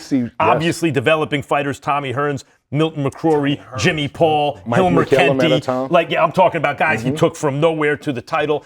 But even Emmanuel Stewart, when you've never been at a certain level before, Hearns did come into that fight with Leonard at 145 pounds. The limit's 147. He's almost 6'2". So my point is, no matter how good Brian Norman and his dad, what kind of a team they've made, they've obviously come from nowhere all the way here. I do think it's an advantage for Bill and Devin to have been on the stage before. I would be less concerned about them overtraining than someone who's finally at this stage thinking, boy, we got to be at our best and maybe doing too much. And that's the real kicker, though. The kicker is, if this is Devin Haney and his pops, we're not even tripping because they've been here before. Yes. They've been on big fights. Where now, I think with Norman, it's like, yo, it's a big fight. He got to win this, et cetera. It's more pressure. So now you're going to get all these different opinions. So you don't think so, though? No, I think right now we're in a time where don't overtrain, training too much, recovery, resting. These are words that's like very, very heavy now. That wasn't heavy, we'll say 20, 30 years ago. And I think Brian Norman Sr. and Jr., like they got their head right on their shoulder and they know exactly what they're doing. I can't see them fumbling the ball. He's a good fighter. He's a good fighter. Yes, you know what I mean? I seriously I get the point that in this era now, enough of the sports science has come out. People you got are so many aware references. Yes. Ring Magazine guys released their 154-pound rankings. And making his debut after that spectacular win. Okay. I mean, the opponent is what it is. Lima can handle himself, but not a great fighter. But the way Boots got rid of him, he's now ranked number 7 at 154 pounds. I don't think that's unreasonable. 7's fair. I would say, the only thing I would say is Brandon Adams, man, he's coming off a win that I might have Brandon Adams higher than he is. But anyway, other than that, I have no beef. Look, a lot of notable names. Suddenly, Boots is kind of a money man of sorts, right? He represents a payday. And 2 guys who've called him out. One, Jermell Charlo, and another is Errol Spence. I think they should fight each other, and the loser goes away, and the winner can fight Boots. I gotta say, before we even get into it, I don't like the way Charlo sounded when he called Boots out. Because what Charlo said was, I think I could give him a run. The problem is Jermell Charlo was an excellent fighter at 154 pounds. But listen to this. If they gave me an offer for Crawford, and me and Crawford, I talked to him one time. I'm excited. I'm so. It'll be an honor to get in the ring with him, not just today, just because of what he done as becoming undisputed. He completed something that I didn't complete, and so being in the ring with Crawford would be amazing. I give him the best fight of today's era. I don't think that there's no other fight out there in the boxing world for Crawford to make right now. The best fight really would be me. The best fight with Boots is me. The best fight with Crawford is me. Obviously, nothing else, anybody else could. Earl and Virgil and the winner of them. But I really don't see nobody else. What y'all want me to do in the game? My problem is this. It sounded like Go ahead. It just didn't sound very competitive. I think 6 years ago, 5 years ago, that same Charlo would have said he can't wait to get in the ring with Boots. He can't wait to get in the ring with a Crawford because he believed that he can beat him. That sounded a bit passive to me coming from Charlo. And especially the Canelo fight. Look, Charlo jumped up a couple weight divisions as Crawford did. And Canelo convinced him right away, I can't win this fight. Right. And he fought the rest of the fight to survive. It was pretty obvious, right? I asked Canelo about that before the Crawford fight. Do you think you can do the same thing to Crawford? Convince him early that he can't win this fight. You thought it was possible. Canelo didn't. Canelo's like, nope, Crawford has too much pride for that. It's not going to be like that. And after something like that happens in your career, if you're calling for a fight, and I think Jermell Charlo has had an excellent career and has been an excellent fighter. There's a difference between excellent and great, right? There are levels to this. Good, very good, excellent, great. And a great fighter would not sit here saying, I think I can give this dude better run than this dude can. He'd be saying, I'm going to beat this dude. Yes. Yeah, and if you look at what Jermell Charlo is saying, the way he's talking about Crawford now is way different than the way he was talking about Crawford a couple of years ago. The respect is so you remember there. when Crawford knocked out Spence, who he was training with at the time? Crawford gave him that steely glaze outside the ring. Yes. And Charlo was saying, I'm going to do this to Crawford. Now he's saying it'll be an honor to fight Crawford. Yes. Look, like you said, Charlo would have... I don't mind that because Crawford... I don't either, though. That's Crawford respect. is the man, and everyone in boxing, Bivol, and everyone looks at Crawford and goes, Usyk, best pound-for-pound fighter in the world. Everyone gives it up to Crawford. But Boots is there already, too? No. Because he's talking about Boots the same way, like I can give him run. I do think he should fight Errol Spence. That's a fight was being discussed, as we had on the show earlier. What should the title of the fight be, Mike? Loser leaves town, like they do in WWE. Both guys haven't fought in a couple of years now. I'm for it. I'm for that fight. I don't know. It's a coin flip fight, and I think that's the fight. Shady? I like Charlo, though, to be honest. I'm listen, go ahead. No, I'm saying I like Charlo, and I think he's being a little respectful for Bud, which he should be. Yeah. I hate when people don't be respectful. You know what's going on with him. Yeah. But let's talk about Canelo for a second. Nobody thought he was going to beat Canelo, right? Nobody thought that. He didn't think it either. Charlo. He didn't. He know he was going to beat Canelo. And I feel like other than Bud, all the guys that fought Canelo, because Canelo knew this, everybody I'm fighting, I'm going to win. Everybody knew that. Everybody knew that was fighting Canelo. We're going to get her paycheck, where we're going to try to be No. It's the truth. Some guys tried to win. Some guys Tell me who? Caleb Plant tried to win. Caleb Plant tried to win. Yeah, but you got, He got dropped early as a rep. I get that. Billy Monkey Joe is not Saunders one of those tried to guys. win. But hold on. Billy Joe Plant Saunders tried to tried You're to saying win. in the big picture, they approach like they knew what it was, Shady? What I'm saying is, that sounds cool, but in their mind, as an athlete, you know. No, Billy Joe Saunders tried to win the fight. You can go back and watch the fight. He ran Yeah, around. He boxed, but ran it's around. Saunders. But it's He knew. Saunders. It's not Charlo. And by the way, listen, I Charlo want to did keep not try to talking. win. One guy did, one guy didn't. I agree. Okay, look. Before we wrap this, because we've been talking a lot about this other stuff, but you mentioned earlier in the show, Ezra Taylor, that's your guy. Yes. He had a nice win. Ezra the Cannon Taylor. I Yep. call him the professional. He's a well-structured, hard-working young man. Stopped Steve Woodhall, what, 9th round? Yes, Yep. last-minute replacement. We were supposed to be fighting for the British title. We got a tough opponent. Nice extension on that right hand. Ezra's putting it together real good. And one thing I was impressed with the Max most, he did this all behind his jab. He did this all behind the body attack. Some guys you got to beat, but some guys you got to make quit. And that's kind of what we did. And you feel like you're building a house from the ground up here, huh? Oh, Like absolutely. The foundation is solid. Oh, absolutely. The jab, man. the body work.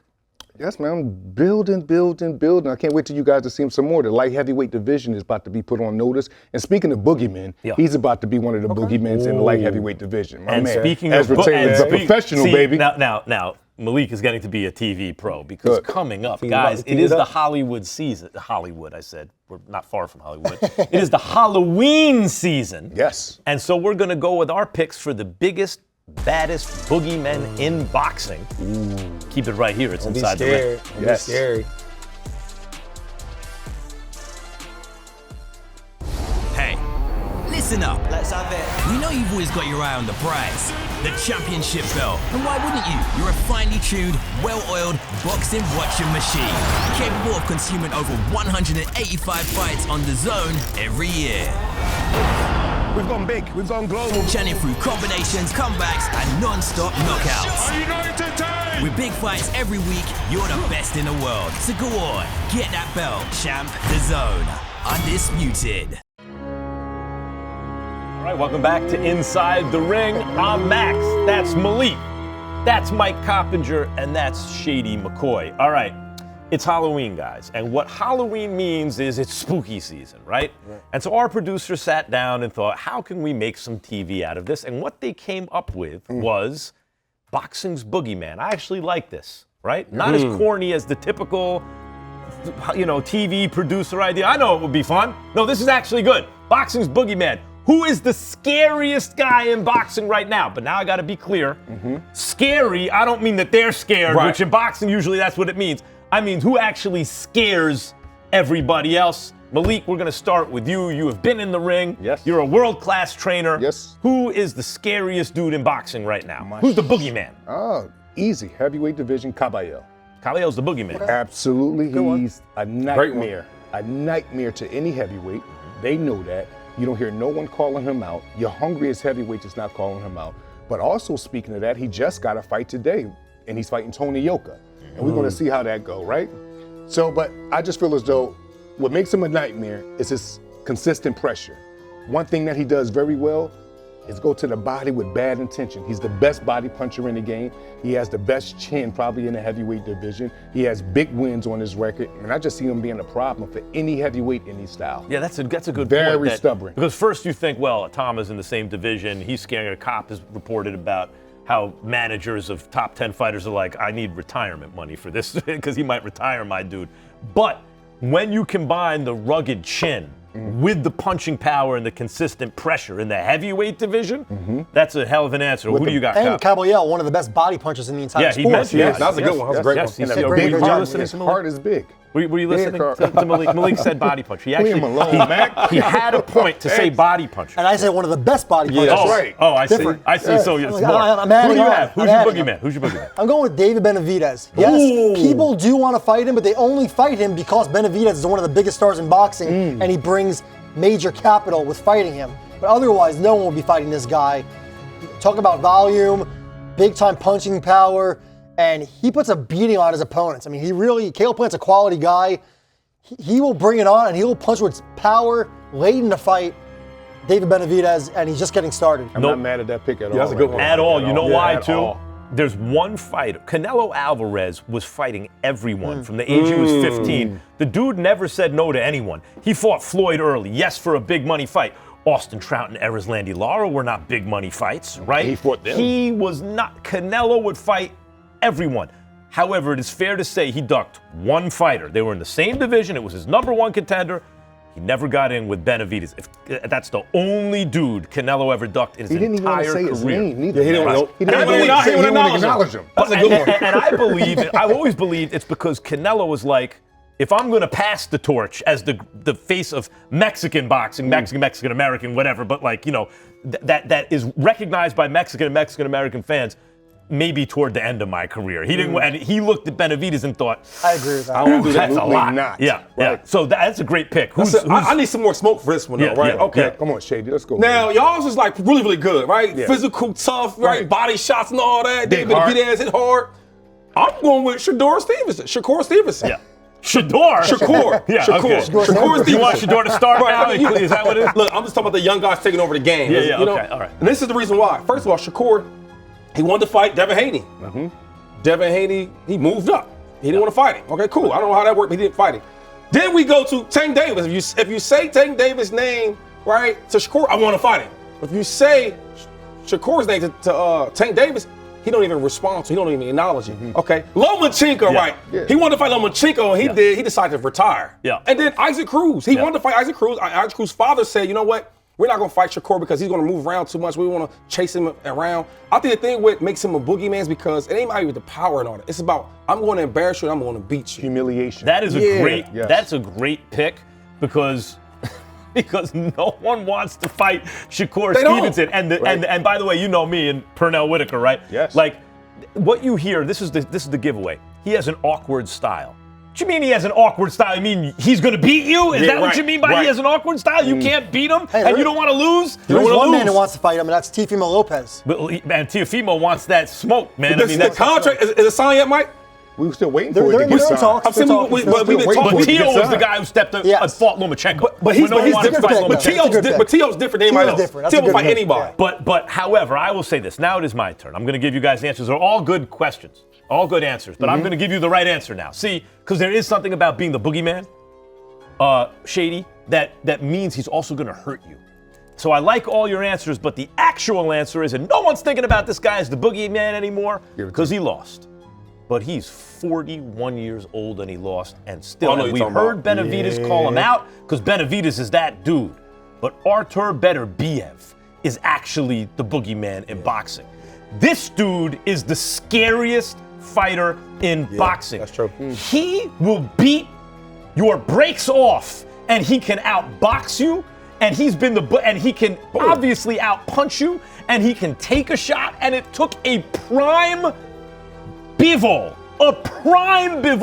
to barely beat him, and he needed 2 fights to do it. Now, I thought Bivol won both fights, to be honest, but you ain't going to beat him. But he had to do it. So one of the best technical fighters you will ever see in the history of the division, in his absolute prime, took 24 rounds of boxing this dude carefully in order to come away with one official win. Beterbiev's 41. He's 41. And that's why it is crazy to me when Bivol is not included with Inoue, Crawford, and Usyk. We're talking about the pound for pound. He belongs in that category. Well, the thing is that I disagree with that. I love Bivol, but he is 41. If Crawford is fighting a 41-year-old, I wanted to put it on him. I wanted to put it on him. He beat Canelo too. He did beat Canelo. Dominated Bivol Canelo. is excellent, but I want to talk about Beterbiev. Beterbiev is not just the boogeyman still at 41. He's been the boogeyman since he was an amateur in the Russian system. I think I'm going to have to go with you all the way. I'm going to go with Benavidez even over my pick now, because now think about how Max is talking about Beterbiev, and right? Benavidez called him out. And Benavidez is hawking him.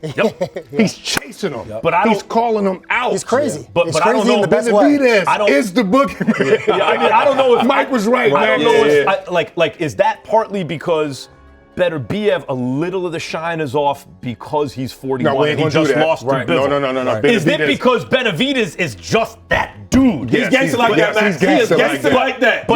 But what we're saying is he's so gangster, Benavidez, that he will call out the Boogeyman. And let's not forget, Benavidez. But he's calling out the Boogeyman. Let's not forget, though, Max. Also, Benavidez called out another Boogeyman and David Morrell. No one was trying to fight David Morrell. Absolutely not at that time. That's true. Morrell has some of the stuff also. Right, Mike. I'm not saying he's Shakur Stevenson, but do I want to fight that guy? No one really wanted to fight him. Yeah. I know. I think these are all interesting picks.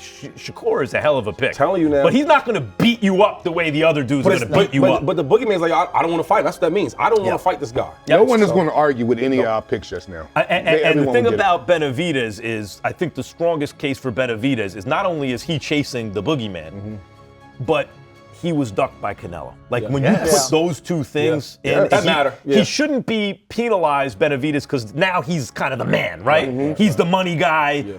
And so, like you say, well, maybe you're not the Boogeyman, but like Sonny Liston when he was champ was still the Boogeyman, right? Yeah. All right. Good job, guys. One of the four Boogeymen mentioned, David Benavidez, and maybe that is the right answer, will be on the Ring 4 card next month, November 22nd in Riyadh. Don't go anywhere because more Inside the Ring is on the other side of this break. Let's get it. Let's go, baby.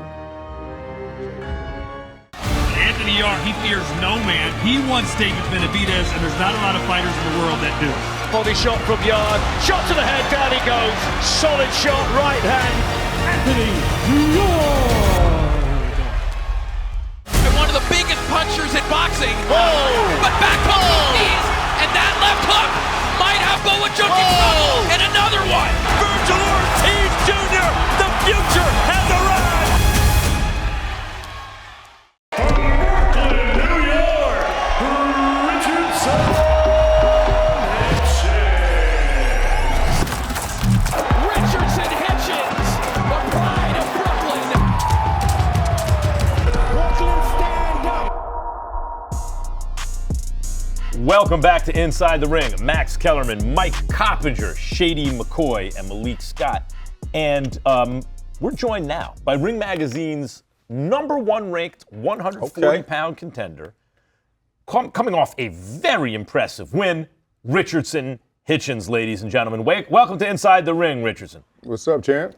Thank you for having me. I appreciate y'all for having me, man. Thank you. Are you getting a different reaction from people since the Kambosos fight? Like, do you notice that the reaction around the game is different to you? Yeah, a lot of the casual fans, is starting to open up and see me. After the fight, I had went down to Miami to vacation, and I've been going down to Miami for a little minute. And my photographer, he's really into sports, and a lot of people will be coming up to me and he'll be like, you know who that is? This guy played for this team, or this guy is this person. So I've been having a lot of different type of people approach me and recognize me now after the George Kambosos win. You and Teofimo Lopez had a face-off at the Danny Garcia fight. What really happened there? What can you tell us behind the scenes, and what's it like between you two right now? I seen him, and I started, obviously, approaching him and bickering him and started making a scene, trying to let him know that I already want to fight. And we was in the back, and I kind of told my manager, Keith Conley, I'm trying to fight. So, this is your fighter, and I'm your fighter. Let's make the fight happen. And Tia was kind of bringing up things about, the network is saying that my views is not good enough and this and that. And we started talking about him and Shakur, and he was just saying, and he was just kind of telling me, it's different being in the ring with him and stuff like that. And then we just started going back and forth, and I was just trying to, just press up on him and let him know that I really want to fight. Right. Okay, Brooklyn, I see you holding it down, brother. I did a lot of homework on you. I do think you have the best jab in boxing, but I heard that you got you're just as well undefeated outside the ring, like you in the ring, if you know what I'm saying. So that's love there. But I want to ask you. Is that what the streets are saying? That's what the streets are saying. I want to get into it. I already liked him already, but I said he's undefeated outside the ring. Now he's your favorite fighter? We talk the same language. Gotcha. Whoever you fight, it'll be a solid contender, right? Can we say that? Because a lot of times dudes have a big fight, right? And then next you know, they fighting a cupcake. And I think you are a really, really special dog. I think the world is starting to see how good you really are. So can you promise us that you will not fight no cupcake? It's going to be a solid opponent. That's all we need, dog. I can promise you it's gonna be a solid opponent, but I can't promise you I can't not make him look like a cupcake. Ooh, I like that. So basically, Richardson Hitchins is open for business. Right. Bring your best offer. That's what prize fighting is. That's back in the day when you saw top fighters, even champions sometimes. I got a poster up in my house. Harry Greb, middleweight champion. His manager says, we'll fight anyone from middleweight to heavyweight. Bring your best offer. I'm at this hotel. Right. Basically, that's what Richardson Hitchins is saying right now. You are open for business. Prize fighting, bring the biggest prize. Is that what you're telling us?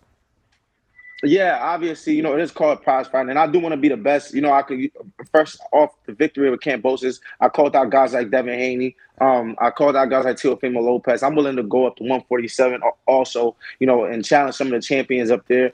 140, make some unifications, fights happen. It's all about making the biggest fights happen for me. And I'm champion now. I'm in my prime. I'm 28 years old. I've been behind the back burner, especially a lot of my peers that came up with me. These guys was champions of 4 years prior to me. So I think that now that I got my opportunity, and I feel like I am just as special as these guys, better and even better than a lot of guys that's coming up with me. So it's time for me to prove to the world who Richardson Hitchins is. Yeah, and certainly, Richardson, you did that in your last fight against George Kambosos, and you're on Twitter and all that. You hear the noise, right? People have criticized you for your style, saying you're safety first. I don't know how fair it is. We all saw the bomb burner you had with Lemos, but against Kambosos, it seemed to me like you were out there to make a statement that you wanted to fight in a more exciting fashion. You could have beat him with just the jab, but why was it important to you to put on a good action fight in a show in that fight? I mean, that's a great question because that's really what was the mindset walking in. I knew I could outbox him and beat him, but, George Kambosos is a great fighter, former undisputed champion, and he beat the guy that's the man, Teofimo Lopez. So, the whole build up to the fight, George was kind of looking me in my eyes and telling me, you're not no Devin Haney, you're not no Teofimo Lopez, and you're definitely not no Lomachenko. And I promised him from the day I locked eyes with him and met him in presence, and I was in his presence, and there was no more Twitter talking. I promised him, I said, when me and you get out the ring, you're gonna say I'm the best fighter that you ever fought, and that's exactly what he said once we was done in Madison Square Garden June 14th. And I just wanted to put on a dominant fashion. It didn't feel like I was just fighting George Kambosos. It felt like I was fighting Teofimo that night. It felt like I was fighting Devin Haney that night, and I just wanted to see what I could do to the guy that they fought in the past. Yeah, you mentioned Teofimo and Devin Haney. If Teofimo does finalize his fight with Shakur Stevenson, he might be unavailable for a few months, but you mentioned 147, Devin Haney and Brian Norman fighting in just a few weeks. Could we see you fight the winner of that fight at some point next year? I mean, the dad is bickering and saying that he wants Brian Norman to fight me after Devin Haney. I'm not ducking. I'm not, like I said, I'm willing to go up to 147, right, first fight, to go up and challenge the winner of Devin Haney or Brian Norman for the WBO World Championship. And yeah, like I said, the dad been bickering. Brian Norman dad been bickering, saying that he wants to fight me. He wants to fight me next. And in a few months, if I'm available and Brian Norman is available, let's make the fight happen. I don't see why. Me and Brian Norman already boxed before in the gym, so we're familiar with each other. So I think it would be good to do it for a world championship. Guys like you who have educated jabs and good defenses and all that, it's difficult for the boxing public or for any of us to see just how deep your bag is until you fight one of those kind of guys. So when you survey the landscape, who's the guy out there that you say, that dude's going to make me reach deep into the bag? Like, that's the guy. Is there a guy? To be honest, it's a lot of different styles and a lot of top fighters right now in boxing. I can't tell you what fighter is going to make me go into a different type of bag, but different guys got different styles. You got pressure fighters like Matias, then you got slick, smart boxers like Keyshawn Davis. So it's different type of bags that I would have to go in. A guy like Matias, he'll probably bring out my will and bring out, just certain tactics and things I would have to do to make sure I dominate that fight. Then you got a guy like Keyshawn Davis that my athleticism and my talent is going to have to match up to its peak because he's a very talented fighter. So I think the division is so talented right now. A lot of these guys will bring me out my bag. Look, Richardson, right? We've been hearing a lot about you in boxing since you were a prospect with Mayweather Promotions, and maybe you didn't always get the exposure there, right, or the fights you needed.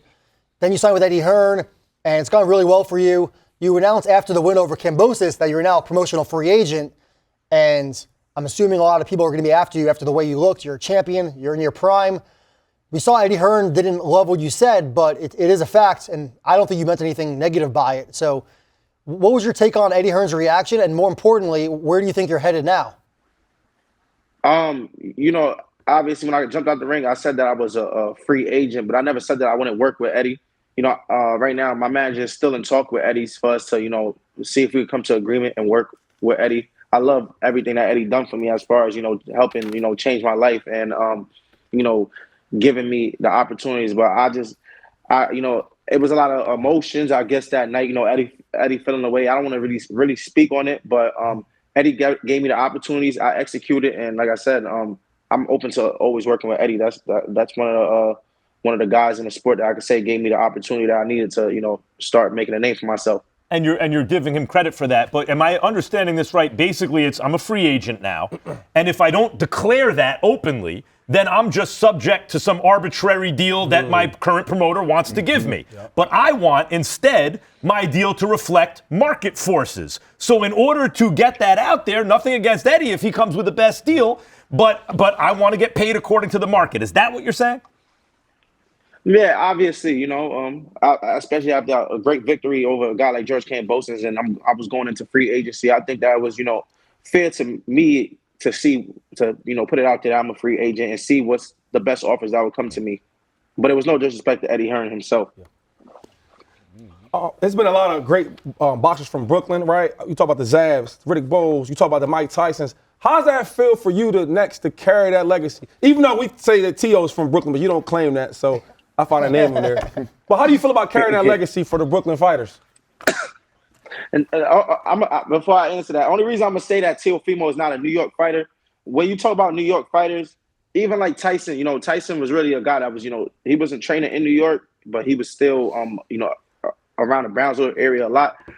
As far as me, when I say I'm one of the real Brooklyn, New York fighters, a lot of these, every camp that I've had damn near as a professional, been in New York, I sparred these gyms. I ran the Brooklyn Bridge. I ran the Manhattan Bridge. I ran around Brooklyn, Eastern Parkway, sparring in Flatbush, sparring in the Bronx. So, I've got ready for my championship fights, and I've, elevated in my career being right here in New York City. So I think that when you say a New York fighter, not the guys that's from New York, and once they start, going up in their career, they start doing training camps for 3 months, 2 months out of the city and things like that. Or they live in New York, but they don't train in New York. Like, I live and breathe in New York. I'm winning championships and winning some of the biggest fights of my career here in New York. So I think that I'm one of the fighters that, that's holding it down after guys like Danny Jacobs and, Zab Judah and them type of great fighters from New York that was at the big stage. I think that Richardson Hitchins is the new guy from New York that's going to take New York boxing back to the world championship. There's a difference between New York and New York, New York. I see that. Yeah, Richardson said there's New York and then there's New York, New York. You're not from New York, New York. Yeah. Hey, I'm going to say some names, right? And tell me the first thing that comes to your head when I tell you these names, okay?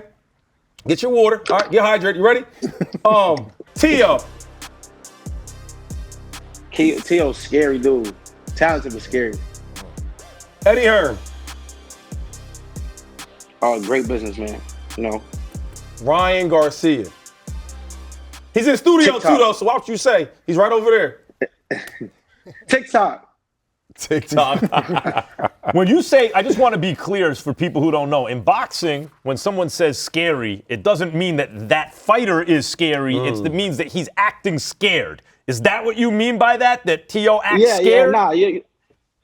All of our guys, we know each other. I don't think Teofimo is a scary fighter. He's a competitor, just like guys like Ryan Garcia, Shakur Stevenson, Devin Haney. All of us came up with each other, so none of us is scared to fight. Neither one of us. None of us is scared to fight each other. But I think that Teofimo, he's I don't know. He gives me buddy vibes. When he around me, I feel like he want to be my friend low key, and it's not that. We cool, but I want to fight.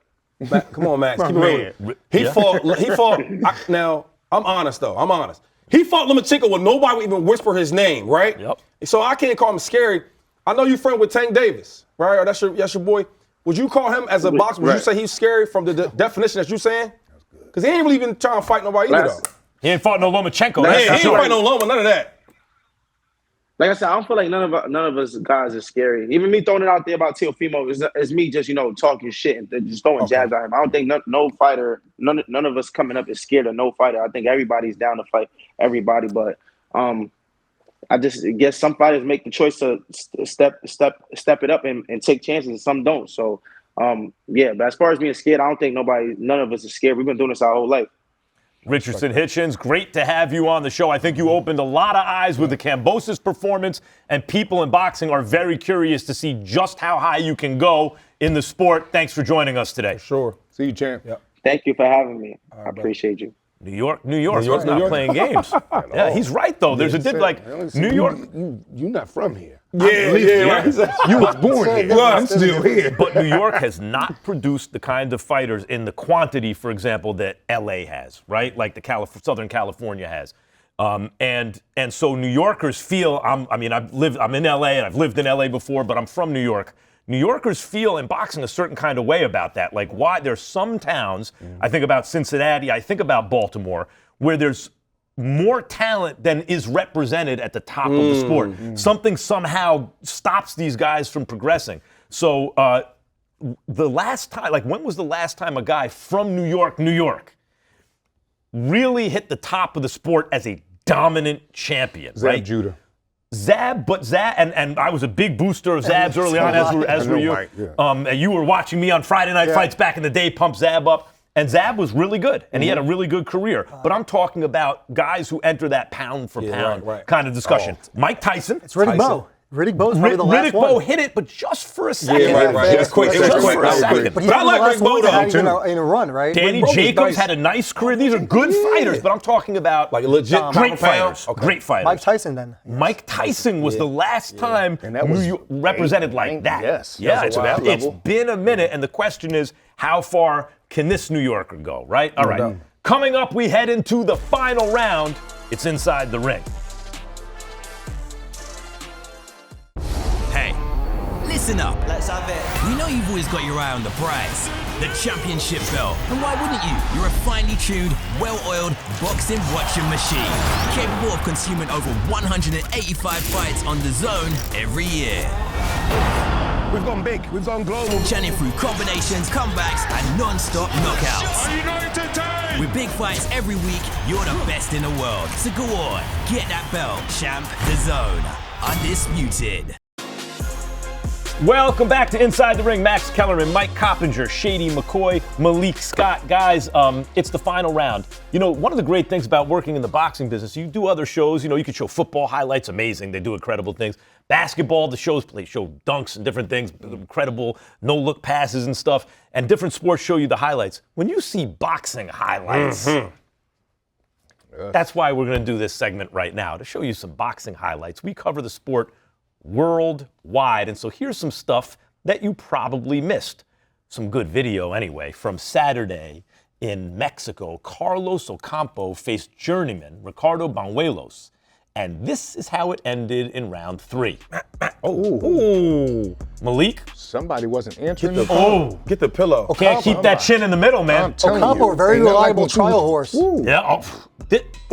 That's like a usual knockout too. How many times do you see guys trade hooks and the one that's not defensively responsible always get clipped? That's why they say in boxing, you never hook with a hooker. Yes. You want to jab with a jabber because you can disrupt his jab. If you get hit with a jab, it's not the end of the world. You hook with a hooker. Big facts. Fight's over. Big facts. This one, never good thing. From Manila, 20-year-old prospect AJ Pochones sends Geraldine Oaklery to another dimension. Good. He did the gritty on it. He did the gritty. And he's out too. That was the step back. Was he from Japan? And then came over. He's worried about it. Beautiful work. He was the Philippines. Philippines? That's the Philippines. You reach, I teach. He made him reach, and he did it too. I love it, Malik, too, when the guy's being defensively responsible after the shot. Look, he's pulling back in case there's a counter. Wait. He did the gritty, though. That's a Roy Jones. You used to see Roy Jones knock dudes at Reggie Johnson. If you see that shot, it's 1-2. Yep. You can't even blink. As Reggie Johnson's falling, Roy's pulling back. I'm not even going to get hit with the counter. Damn. Last one from France on Saturday. A 22-year-old prospect, Bakay Sumaki, moved to 19-0 against unbeaten Venezuelan Alejandro Ortiz with this, round 5. No more drinking in the club. Whoa, wake him up. Oh, he pulled out the Adesanya. Oh, wait. That was the style bender celebration. And that hook didn't even hit him on the chin, Malik. That hit him up top. Hit him in the forehead. Hit him in the forehead, and it almost was like it hit him in the chin. Man, he got to put that weapon away, man. Ooh, this noble art is no they joke, waving it? man. It's no joke. Yo, get the smelling salt. For that type of work. That smelling salt work. Oh, you familiar with this? Wake you right up.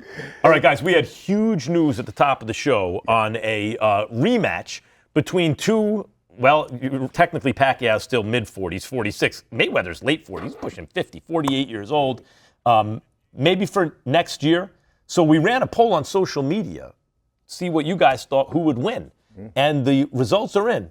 Not a ton of votes yet, 730 votes, but actually statistically probably this already gives you a pretty good idea of how this will go. 58.5% for Mayweather, 41.5% for Pacquiao.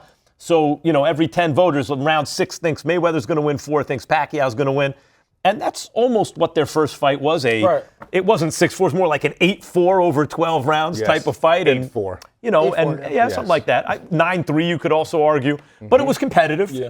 And How is 9-3 competitive, real quick? Because the way boxing is scored, there were no 10-8 rounds. There were no wide rounds. Every round was even when Mayweather won decisively, it's by a couple of shots. And so the way boxing is scored does not really give you a proper sense of a fight because each round is scored as its own fight. If only you had a solution for this. I have a solution for a scoring revolution in boxing. There's no time in this show, but maybe we'll get to it in a future show. Before we get out of here, though, Cop, let's not sit on this. You have more information since this show started on Mayweather-Pacquiao rematch. Yes, Max, I am hearing that if this rematch does happen, and right now it's still in talks, that one possibility is the Sphere in Las Vegas. We haven't seen one boxing match at the Sphere yet. We have seen the UFC event.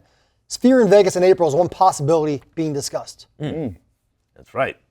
I mean, Sphere in Vegas. You think of how long it's taken for these two to fight even the first time. Imagine if by the time that, if I told you way back then, by the time they have a rematch, there's going to be something called a Sphere in Las Vegas, right? Like what? All right, before we get, we say goodbye, we're going to take a quick look at this weekend's schedule of fights, and you can watch them exclusively on DAZN. Saturday, we've got 2 shows for you. First in Manchester, number 5 rated Joshua Buatsi facing Zach Parker.